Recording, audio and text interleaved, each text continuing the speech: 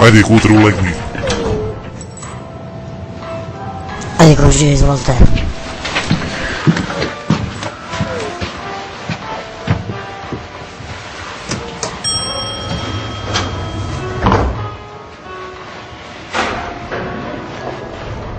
Ima li nešto za jebanje, be? Ima komšija, nego glutica mnogo boli. Pa da ti kajem... Nego komšija, imaš li ti pušnicu, a? Da, mislim. Imam i to i golemu. Ma dobro, ne loša. Pa možda mi ispušiš ono 200-300 grama, ono koje mislim suvo pušeno. Da ne bude nešto mnogo žilo, mislim ono koje za žvarkanje. Žale mi se nešto mnogo ljudi kad ne je dobro ispušeno, ne je dobro za žvarkanje.